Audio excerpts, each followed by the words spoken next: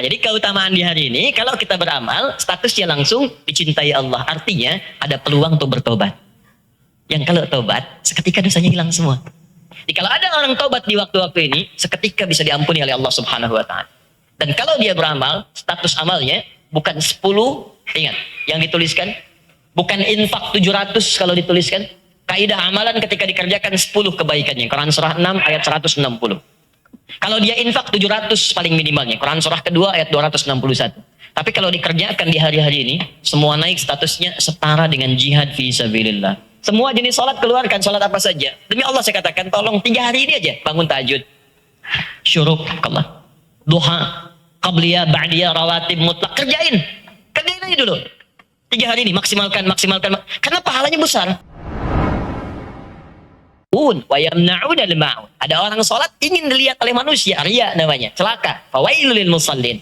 Ada orang ingin dilihat Allah, namanya muhsin, sifatnya ihsan. Kalau banyak orang disebut muhsinun, jar atau mansubnya disebut muhsinin. Innahum kanu qabla dzalika muhsinin, kanu qalila, sedikit golongan itu. Kalau disebutkan sedikit, jangan disimpulkan kita nggak masuk. Maksudnya jadilah golongan sedikit itu. Sedikit orang yang mau bangun tahajud, jadilah bagian dari orang itu. Sedikit orang yang pengen istighfar di waktu sahar, jadi bagian dari golongan itu. Wa qalilun min ibadiyasy syakur, sedikit yang mau bersyukur, jadilah yang sedikit itu. Jangan salah menyimpulkan karena sedikit mungkin saya nggak masuk.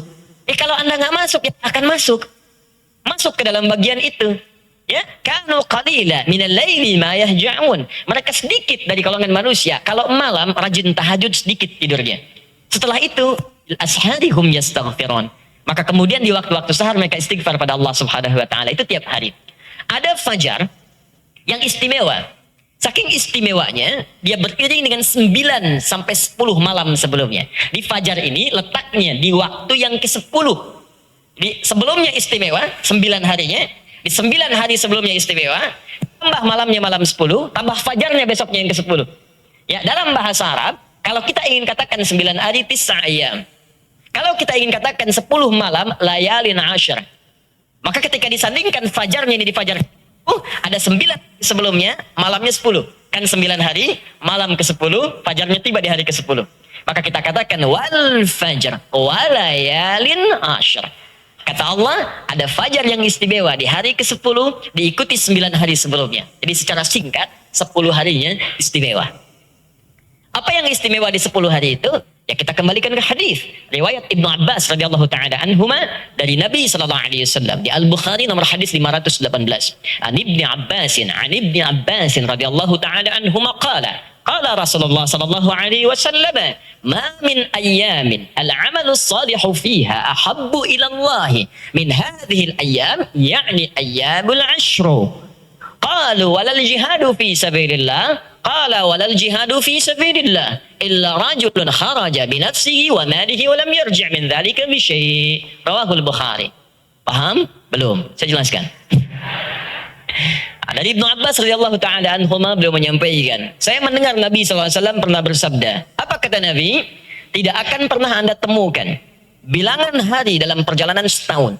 Di setiap tahun, setahun Anda tidak akan pernah temukan yang istimewa dari itu semua, kecuali ada tingkat paling istimewa tertinggi. Jadi nanti di bawah itu ada lagi yang lain. Ya, termasuk nanti misalnya Ramadan, ada yang lainnya. Tapi yang paling istimewa, yang ini. Yang ini paling istimewa. Apa yang istimewa itu? Kalau Anda kerjakan ibadah di dalamnya, maka status ibadah itu langsung naik, dicintai oleh Allah. Jadi kalau antum di luar yang ini, baca Al-Quran, diterima berpahala. Lah, tapi belum tentu bacaannya dicintai oleh Allah. Anda sholat, diterima, alhamdulillah ada pahala. Tapi belum tentu sholat itu dicintai oleh Allah. Beda, ya. Antara diterima dengan dicintai, itu lain. Ya, makanya ada orang yang menikah, tapi tidak ada rasa cinta. Ya, ada orang yang mencintai, tapi kemudian dari rasa itu turun rasa-rasa yang lainnya, beda. Tapi kalau kaidah hubungan dengan Allah itu nggak bisa diukur dengan manusia. Laisa kamitslihi syai'. Jadi kalau Allah sudah cinta dengan seseorang, bukan dunia yang pertama diberikan, tapi dosanya akan digugurkan seluruhnya. Itu yang pertama dilakukan oleh Allah. Dia bukan diberikan mobil, kendaraan, rumah jadi luas, kedudukan jadi tinggi. Jadi kalau Anda misalnya bekerja, kemudian ada promosi jabatan kemudian naik, jangan disimpulkan dulu Allah cinta dengan Anda. Kalau saat yang bersamaan Anda jauh dari Allah Subhanahu wa Ta'ala. Posisi memang tinggi, tapi maksiatnya juga semakin meningkat. Bersamaan dengan kedudukan meningkat, maksiat semakin tinggi. Ya. Itu artinya ada yang salah. Jika orang sudah dicintai oleh Allah, kalimat Qurannya surah ketiga ayat 31, yuhibbukumullah. Allah mencintai Anda, wa yaghfir lakum dzunubakum. Maka yang pertama dilakukan adalah orang yang dicintai Allah akan digugurkan semua dosanya. Begitu dosanya gugur, maka dampaknya akan dipelihara ujung kepala sampai ujung kakinya dari perbuatan dosa. Jika orang sudah diampuni dosanya, ciri pertamanya kata Al-Quran, wa aslah. Taubat itu faman taba wa aslah. Orang yang tobatnya diterima, aslah, akan dijaga oleh Allah lebih baik dari sebelumnya. Mata ada dosa, tobat diampuni oleh Allah, maka dosa mata akan ditutup oleh Allah, dicegah dari berbuat maksiat. Dia nggak senang dengan gambar yang biasa dilihat lagi yang tidak bagus, acara-acara buruk sudah nggak suka. Telinga jelek, tobat, maka hal-hal yang didengar yang jelek-jelek itu nggak suka, kan? Itu tandanya tobatnya. Ya, kalau tobat dari pandangan mata yang salah, tapi masih senang ngintip-ngintip misalnya, itu tandanya masih harus disempurnakan tobatnya. Ya, ini nggak bagus, astagfirullah. Mana tuh? Oh, benar salah. Itu belum sempurna. Jelas ya? Jadi keutamaan di hari ini, kalau kita beramal, statusnya langsung dicintai Allah. Artinya ada peluang untuk bertobat. Yang kalau tobat, seketika dosanya hilang semua. Masya Allah, tidak ada yang paling menyenangkan berhadapan dengan Allah kecuali status kita itu bersih.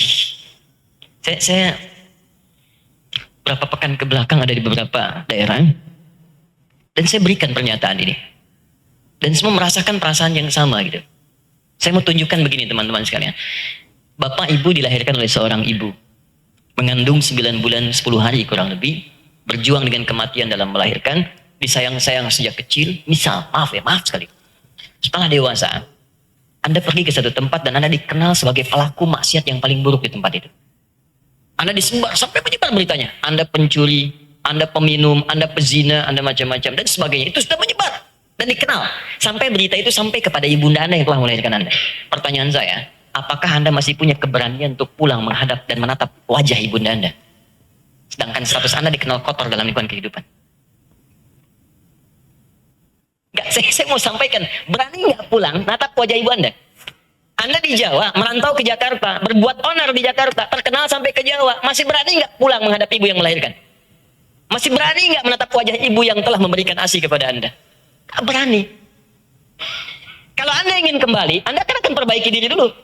Jadi lebih baik dulu, dikenal dengan baik dulu, pulang kepada orang tua, bangga orang tua dengan Anda. Bahkan seorang penipu pun, dia pasti akan menipu ibunya juga ketika pulang, gak disebut penipu. Dia ingin desain tubuhnya menjadi lebih baik. Seorang koruptor, pulang dia ke rumahnya, bertemu statusnya akan berubah dulu. Orang kaya yang dermawan nyumbang, mungkin harta itu dipakai dari hal yang buruk. Artinya apa? Seorang yang ingin bertemu dengan paling dikasihinya, dicintainya, segala halnya akan dia pastikan keadaannya baik. Kalau Anda aja nggak sanggup menuju ibu Anda, menatap wajah orang yang telah melahirkan Anda dalam keadaan buruk, kok Anda berani-beraninya menghadap pulang kepada Allah dalam keadaan nggak malu nanti? Itu nggak bisa kemana-mana lagi. Berhadapan Anda dan disaksikan oleh semua manusia. Bahkan bukan hanya manusia, penduduk langit dan bumi. Jadi kalau kita nggak bersihkan sekarang dan kita pasti pulang, mau kapan lagi kita bersihkan itu semua? Dan orang-orang duluan pulang. Saya tuh sering katakan, mungkin orang baik itu pulang untuk ditunjukkan pada kita bekal mereka cukup. Waktu mereka sudah selesai, kesalahannya mungkin sedikit, bekalnya terlampau banyak, tertutupi ridha Allah ada bagi mereka. Bah Maimun Zubair Selasa kemarin. Sudah, alhamdulillah di Mekah dimakamkan di mana? Al-Ustaz Arifin Ilham sebelumnya. Yang lain-lain sebelumnya, tokoh ulama orang baik di hadapan kita semua. Mungkin ada juga yang tidak pernah tampil di bumi tapi populer di akhirat. Populer di langit. Mungkin ada ahli Quran di desa, ada ustaz yang sangat ikhlas, yang tak pernah cari bayaran, yang dia di kampung-kampung, pulang duluan bekalnya cukup. Itu diperlihatkan kepada kita, viral di media sosial, bahkan nasihatnya diabadikan di YouTube, masuk ke WhatsApp, itu untuk ingatin kita, bukan hanya menyanjung mereka. Mereka nggak usah disanjung, menyanjung orang baik, buang-buang energi, emang sudah baik. Yang jadi persoalan itu, kita yang kurang, di kalimat itu Allah berikan kepada kita. Pertanyaan saya, kenapa cuma masuk ke handphone Anda, bukan ke handphone orang lain? Kenapa Anda bisa lihat, padahal Anda mungkin bisa mengabaikannya? Itu kan pelajaran, kita akan di mana gitu. Dan kita mau kemana? Ini waktunya. Jadi kalau ada orang taubat di waktu-waktu ini, seketika bisa diampuni oleh Allah Subhanahu wa Ta'ala. Dan kalau dia beramal, status amalnya bukan 10, ingat, yang dituliskan, bukan infak 700 kalau dituliskan. Kaidah amalan ketika dikerjakan 10 kebaikannya. Quran surah 6 ayat 160.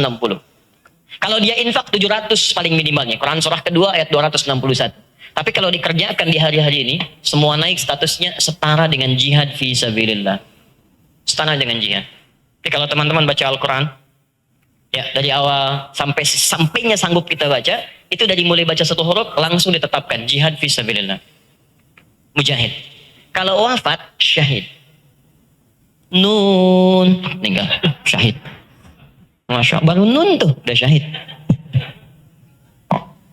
Tapi ini nggak main-main, bukan ahli hidayat. Kalau ahli hidayat yang sampaikan, Anda bisa tinggalkan. Nabi yang sampaikan. Kapan Nabi berdusta? Ya, kapan Nabi mengarang cerita? Tidak ada. Wa ma huwa biqauli syair. Ya. Dan itu bukan kata-kata pujangga, bukan pengarang. Nabi yang sampaikan. Nah, kapan waktu itu? Kata Nabi, 10 hari pertama di bulan Dzulhijjah. 10 hari pertama. Kita sekarang sudah masuk hari ke-7. Tinggal 3 hari lagi. Jadi yang belum kenal dengan kesalahan dirinya, ayo berkenalan kepada Allah dari ujung kepala sampai ujung kaki. Mudah-mudahan diampuni dosanya oleh Allah Subhanahu wa taala. Ya. Dan tidak cukup dengan amin, tobat dulu, tobat, kenali dulu. Ya, tanya keluarga, tanya teman, tanya kawan. Yang kedua, kumpulkan amalan karena rumusnya amal soleh. Al-amalu shalihu fiha. Amal soleh yang dikerjakan di waktu itu. Jadi bikin kurikulum dari sekarang. Kita akan ketemu lagi bulan depan insya Allah. Dan belum tentu juga. Dari sekarang tinggal 3 hari nih. Semua jenis sholat keluarkan, sholat apa saja. Demi Allah saya katakan, tolong 3 hari ini aja bangun tahajud. Syuruk, Allah, duha, qabliyah, ba'diyah, rawatib, mutlak. Kerjain aja dulu 3 hari ini, maksimalkan. Karena pahalanya besar. Dan belum tentu setelah 3 hari ini selesai, balik lagi ke konsep semula. Kalau mau lagi, tunggu tahun depan. Kalau enggak ya sudah selesai. Ditolong 3 hari ini. Makanya nanti hari ke-9-nya ada puasa, dikenal dengan puasa Arafah. Dan nanti tolong lihat supaya tidak terlampau panjang tayangan-tayangan kami sebelumnya, saya sudah jelaskan kenapa disebut puasa Arafah. Apa bedanya dengan puasa lainnya. Ingat ya, yaumnya zaraf mudhaf, Arafahnya mudhaf ilaih, menunjuk kepada momentum. Yaumnya hari pelaksanaan, waktunya tanggal 9 Dzulhijjah. Arafahnya momentum, lihat orang yang wukuf di Arafah. Apa yang mereka kerjakan? Di puasa yang Anda kerjakan di hari itu sama persis pekerjaannya dengan orang wukuf di sana. Makanya ketika mereka orang wukuf istighfar, mengoreksi diri, muhasabah, introspeksi, kenali kesalahan, lalu mereka lontar kan, pergi ke Jamarat, ke Muzdalifah, ambil batu, dilontar tuh. Ya, lontar nafsu yang tidak bisa terkendalikan. Hal yang besar yang sulit dikendalikan disebut aqabah. Kadang-kadang nafsunya dikendalikan, orang sekitaran mempengaruhi. Dia bisa mengendalikan diri, cuma istri kadang-kadang ngarahkan pada yang tidak tepat. Bapak kan bupati, udah 4 tahun, tinggal 1 tahun lagi. Masa camat sudah Ferrari, Bapak masih kijang? Tiap hari itu. Kadang istrinya yang bagus, jilbab sudah menawan. Suaminya kadang-kadang yang ngarahkan pada yang buruk. Papa ada family gathering mah, copot dulu kerudungnya, jilbabnya walaupun cuma 30 menit. Itu wusta namanya, lingkaran sekitaran. Kadang diri kita baik, keluarga juga bagus. Cuma suami dapat tempat baru, dimutasi pekerjaan baru, bertemu dengan orang-orang yang kurang baik. Mulai diajarkan cara menyogok, mulai diarahkan pada korupsi, sesuatu yang jauh disebut dengan ula namanya. Walal akhiratu khairul laka minal ula. Yang di sana melontar. Kejelekannya dilontar, sisa baiknya. Baik muncul. Jadi kalau yang buruk sudah hilang, yang baiknya muncul. Sesuatu yang baik yang muncul karena yang jeleknya telah hilang, lawannya hilang, itu disebut birrun namanya. Pakai tasydid, birrun. Marah hilang, sabar muncul. Sabar ini birrun. Tawadhu muncul, sombong hilang. Sombongnya dilontar, hilang. Tawadhunya muncul, birrun. Kalau dia melekat pada pelakunya, melekat pada orangnya, maka berubah kata birrun ini menjadi mabrurun.